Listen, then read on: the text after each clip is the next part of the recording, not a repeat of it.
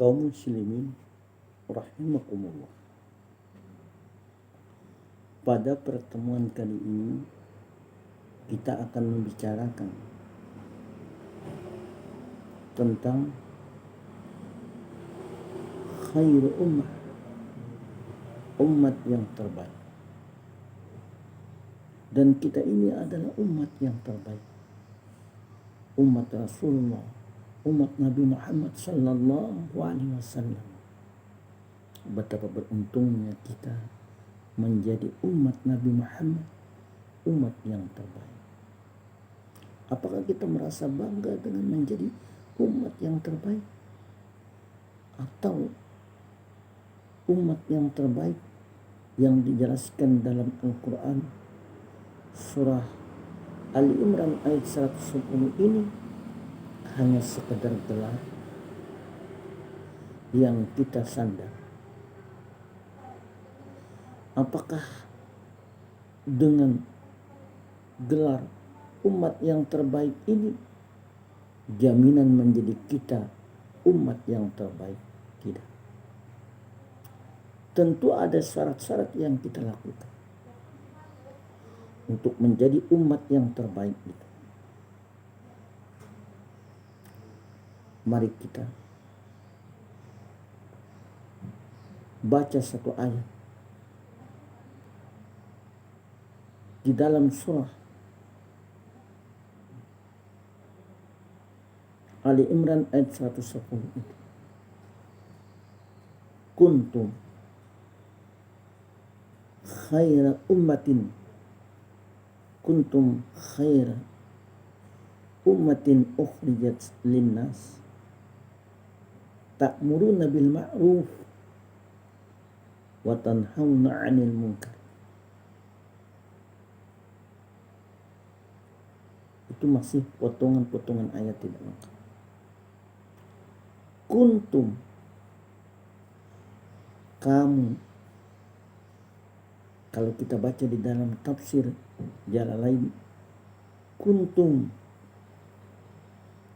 ya ummat Muhammadin fi ilmillahi ta'ala. Wahai umat Muhammad dalam ilmu Allah Ta'ala. Khaira ummah adalah sebaik-baik umat.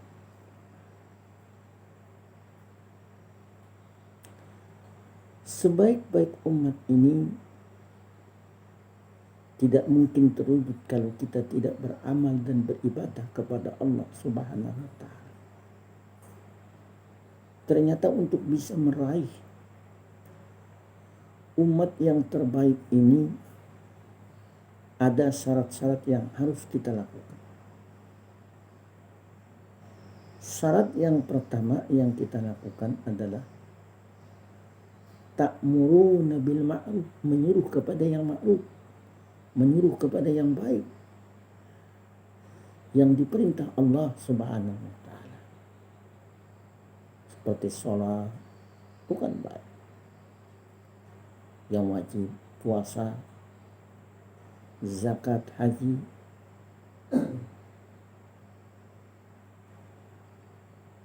Wa tanhauna 'anil munkar, mencegah dari yang mungkar. Kalau ada kemungkaran kita berusaha mencegah.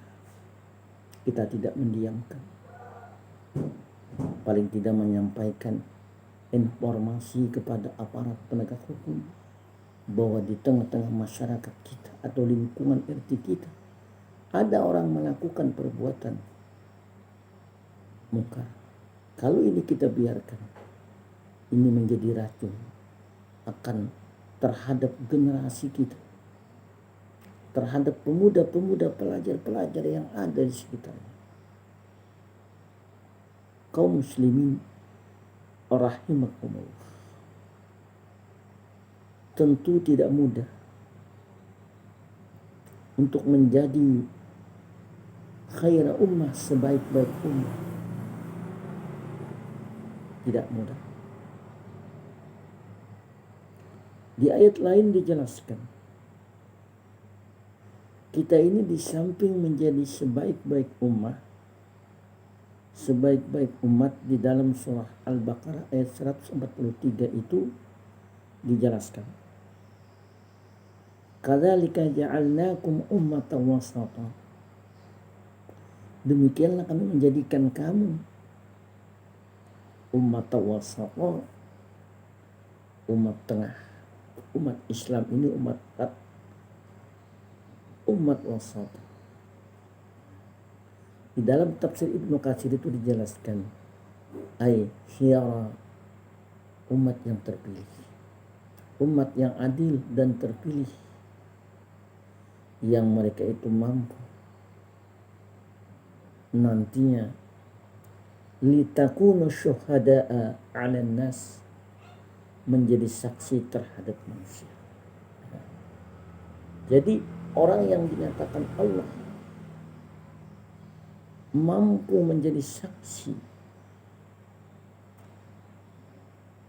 di hadapan manusia, terhadap manusia, hanyalah umat yang adil dan umat yang terpilih. Siapa umat yang terpilih itu? Umat yang terpilih itu ada 3 syarat. Yang pertama, ta'muruna bil ma'ruf, kerjaannya menyuruh yang ma'ruf. Dan yang kedua, wa tanhauna 'anil munkar, dan mencegah yang munkar. Dan ketiga adalah wa tu'minuna billah, dia beriman kepada Allah. Meskipun dia menyuruh yang ma'ruf, mencegah yang munkar, tapi dia tidak beriman kepada Allah, berarti tidak termasuk umatan wasata, umat Islam, umat yang adil, umat yang terpilih.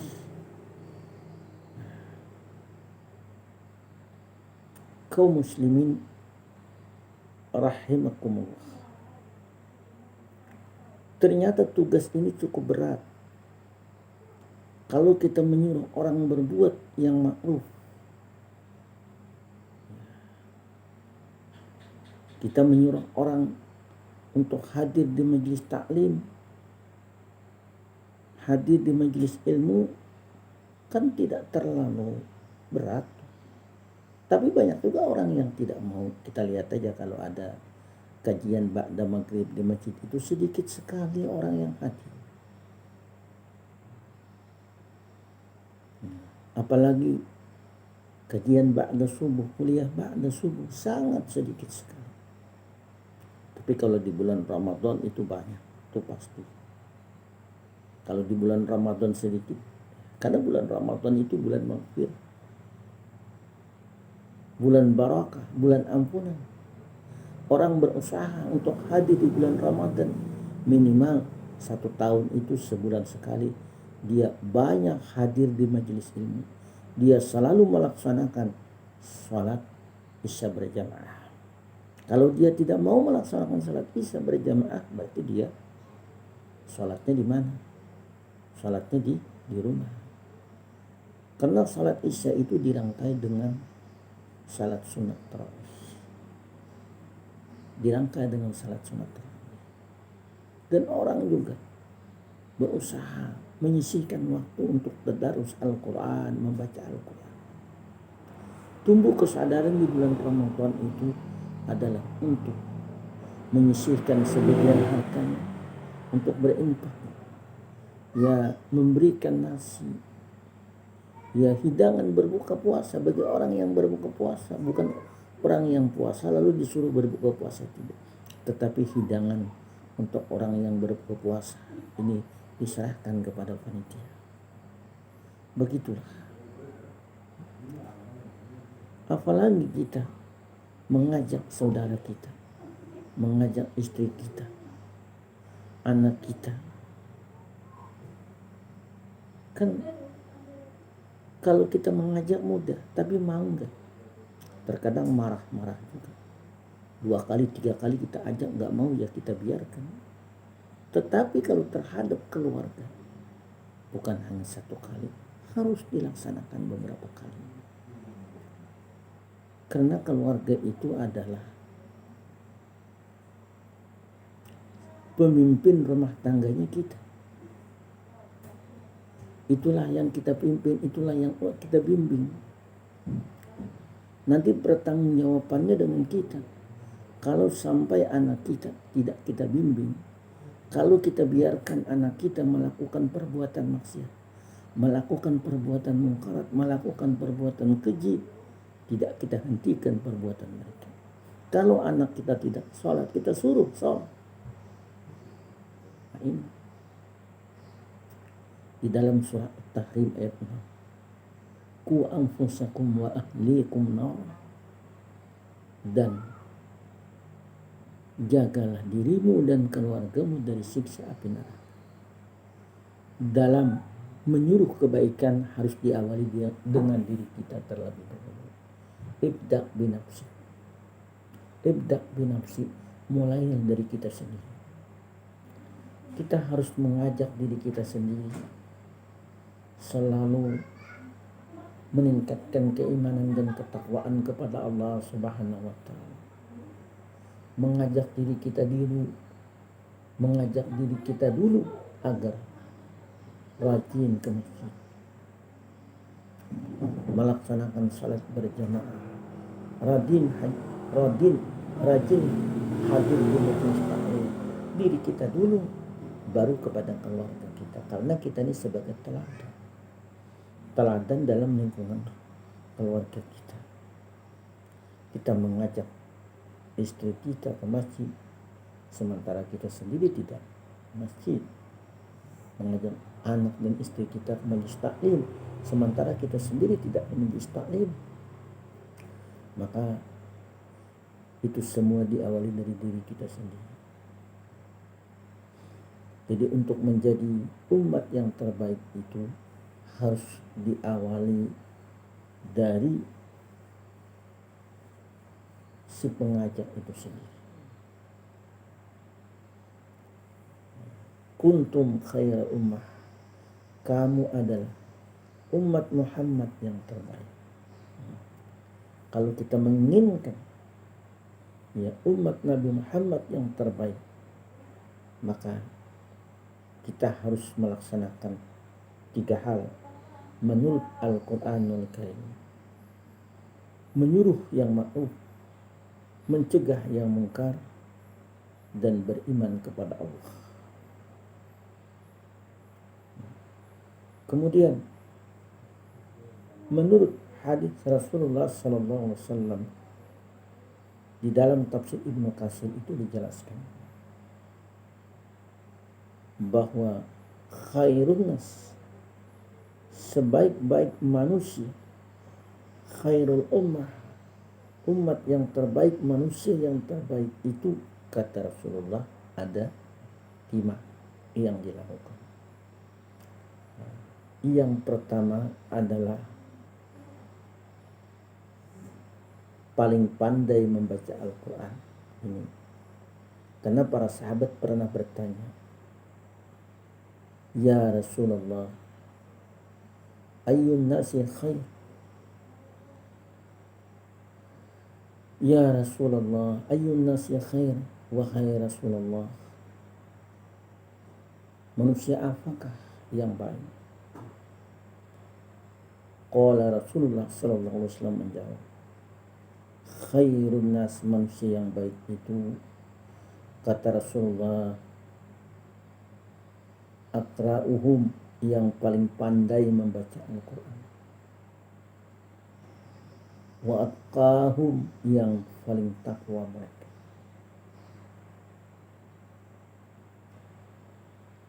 wa amaruhum bil ma'ruf, yang mereka itu selalu memerintahkan kepada yang ma'ruf. Yang keempat, mencegah yang mungkar, dan yang kelima, kemaslahatan. Nah, itulah umat yang terbaik. Asbabun nuzul umat yang terbaik itu